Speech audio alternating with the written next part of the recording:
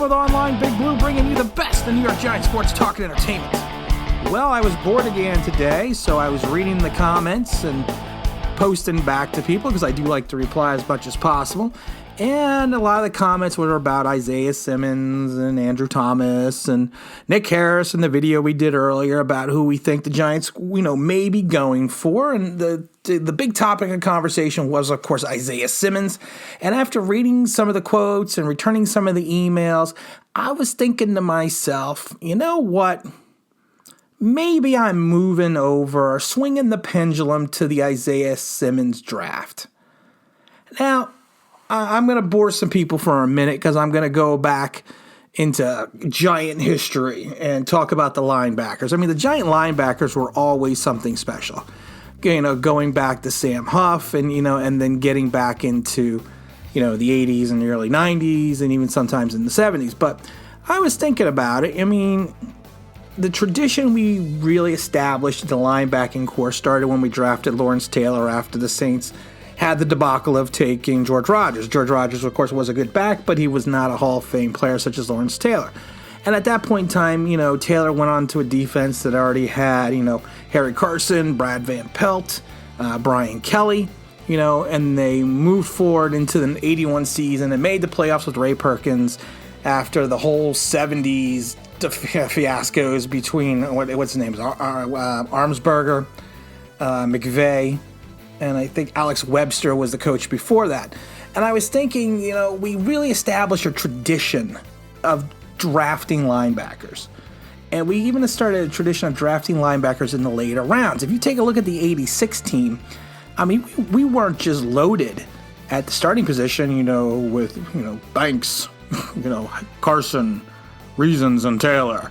We had linebackers like, Robbie Jones, Andy Hedden, Byron Hunt, even, going later as Steve Diassi. We had guys that were probably could have been starters on other teams, but back then we didn't have the free agency, so, they were stuck backing up, Banks, Carl, Banks, Taylor, Carsons, and Reasons. And these were guys that were, and I laugh when people say, well, 6'4" is too big for a linebacker. And I'm thinking to myself, well, most of those guys in the 80s were anywhere between 6'3" and 6'5", 245 pounds, 250 pounds. And the game has not changed to the point where, speed, athleticism, and everything else combined is going to stop you because you're 6'4", or 230 pounds like Isaiah Simmons. It's just one of those weird things that, we've somehow gotten away that some people are like, well, you can't be a big linebacker in the NFL. It's like, well, that doesn't make any sense. And even getting into 90s, we still had, who I also forgot about in the 86 team? Andy Hedden. Andy Headhunter Hedden. I remember when they drafted Hedden and Taylor was holding out. And it was funny, though, because Hedden was ripping it up in the preseason. And there is a picture of Lawrence Taylor. It was in the Trenton Times. There was a picture of Lawrence Taylor in the stands watching the game and watching Andy Hedden. And after that game, Lawrence Taylor went back into training camp. But like I said, we had a tradition of getting linebackers. Like I said, getting into the 90s, you still had, Pepper Johnson. We worked out with him. I mean, it's and we seem to have gotten away from that. Even during the Super Bowl runs, we had, leading up there, of course, you had Jesse Armstead and Mike Barrows. We got lucky with the Antonio Pierce signing, but he was a signing again. He was not a drafting. I'm talking about drafting linebackers. So I was thinking to myself, after reading some of these posts, and I broke out the old XOS digital replay system, which we've had for years, which allows us to watch game film, go forward, backwards, camera angles, and everything. It's something I've had it for years. It's an older system, but it's fun to use.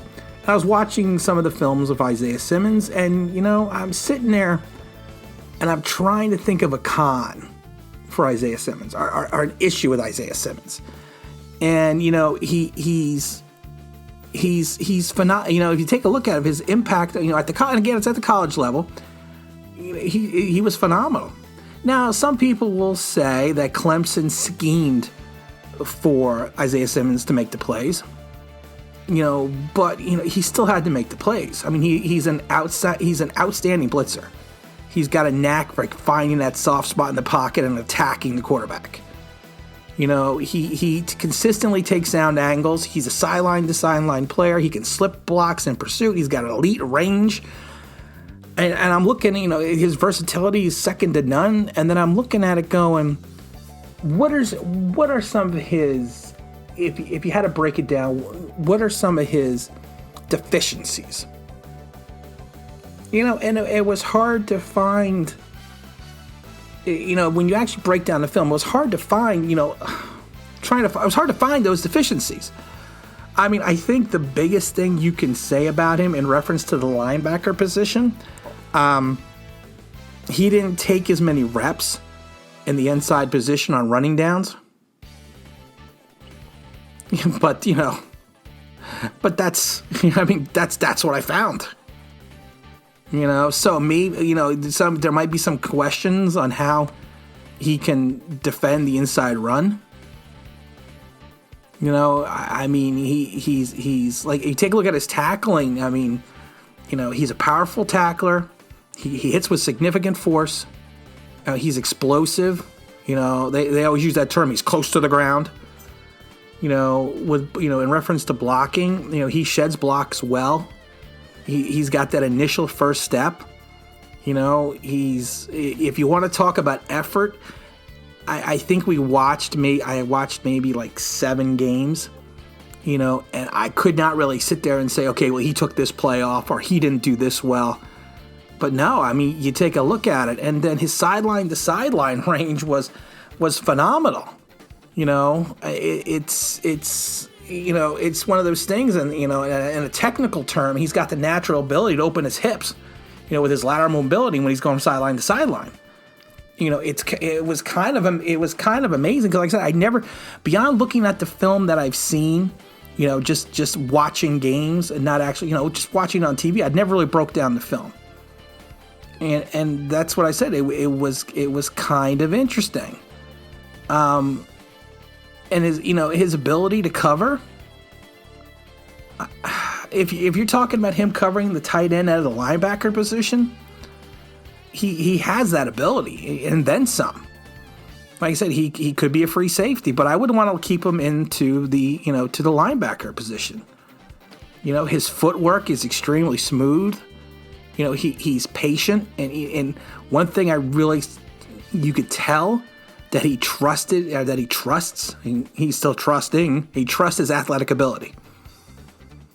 And he doesn't overextend himself on plays. And like I said, he's got his mobility is just impressive. It's just phenomenal. I laugh because I was watching basketball, just some basketball highlights, and I see Christoph Porzingis. And I'm looking at in the linebacker position going, you know what? Isaiah Simmons could be the unicorn at the linebacker position. And I love it because the dude, if you watch him now, especially in coverage, he moves like a defensive back. I mean, that's just he is a dynamic athlete and a class all to himself.